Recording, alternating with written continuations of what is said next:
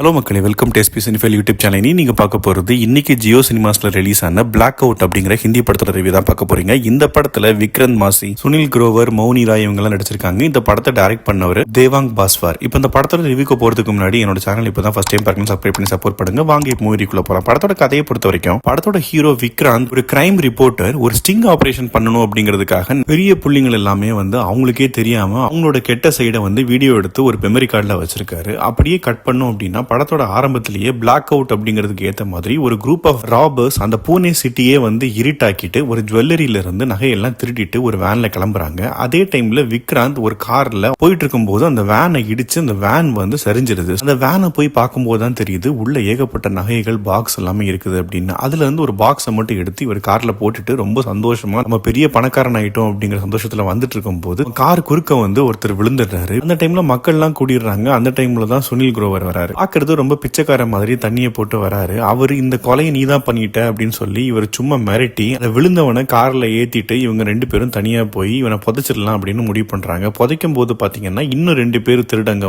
Join ஆறாங்க. அப்பதான் தெரியுது அந்த இடிப்பட்டவன் சாகவே இல்லை அப்படின்னு. இது தப்பிச்சு இங்க போகும்போது மோனிராய் நடுவில் வராங்க. இப்படியே ஒவ்வொருத்தரும் ஆட் ஆயிட்டு வராங்க. அவருக்கு பிரச்சனைகளும் ஜாஸ்தியா போயிட்டு இருக்குது. இது கூட வந்தவங்க எல்லாம் யார் யாரு, அவங்க ஏன் இவங்களை நோக்கியே வராங்க, இதுக்கப்புறம் என்ன நடந்தது அப்படிங்கறத பாக்குறது தான் இந்த படத்தோட மிச்ச கதை. இது ஒரு காமெடி டிராமா ஜானர். இந்த படத்தோட பாசிட்டிவ்ஸ் அண்ட் நெகட்டிவ்ஸ் பார்க்கலாம். முதல் பாசிட்டிவ் தோன்றதே படத்தோட ஹீரோ விக்ராந்த் மாசியோட ஆக்டிங் ரொம்பவே சூப்பரா இருந்தது. ரொம்ப அப்பாவித்தனமா நடிக்கும் போதும் சரி, காமெடி பண்ணும் போதும் சரி, எமோஷனலா இருக்கும் போதும் சரி, இந்த எல்லா இடத்துலயுமே வேரியேஷன்ஸ் காட்டி சூப்பரா நடிச்சிருக்காரு. சப்போர்ட்டிங்கா சுனில் குரோவரும் அவரோட பெர்ஃபார்மன்ஸும் நல்லாவே கொடுத்திருக்காரு. படம் முழுக்கவே ஒரு டார்க் காமெடி ட்ரை பண்ணிருக்காங்க. சில இடத்துல காமெடிஸ் நல்லாவே ஒர்க் அவுட் ஆயிருக்குது. அதே மாதிரி கிளைமேக்ஸ்ல ஒரு இன்ட்ரெஸ்டிங்கான எலிமெண்ட் ஒரு ரிவீல் பண்ணுவாங்க. இந்த ஆஸ்பெக்ட்ல நம்ம எக்ஸ்பெக்டே பண்ணாதனால அது கொஞ்சம் நல்லா இருந்தது பார்க்கும்போது. டெக்னிக்கலா சினிமோட்டோகிராஃபியும் நல்லா இருந்தது. இதெல்லாம் தான் அந்த படத்தோட பாசிட்டிவ்ஸ். இப்ப நெகட்டிவ் சைட் பார்க்கலாம். முதல் நெகட்டிவா தோன்றது இந்த படத்துல ஏகப்பட்ட கேரக்டர்ஸ் நடுநடுல வரதுனால மெயின் கோர் ஸ்டோரியில இருந்தே டீவியேட் ஆகி எங்கெல்லாமோ போயிட்டு கடைசி சுத்தி முடிச்ச மாதிரி இருந்தது பாக்குறதுக்கு. அதனால ஒரு ப்ராப்பர் கனெக்டே இல்ல. அதே மாதிரி இவங்க பெரிய ட்விஸ்டா இருக்கும் அப்படின்னு நினைச்சு பண்ணாங்களா என்னன்னு தெரியல. நிறைய விஷயங்கள்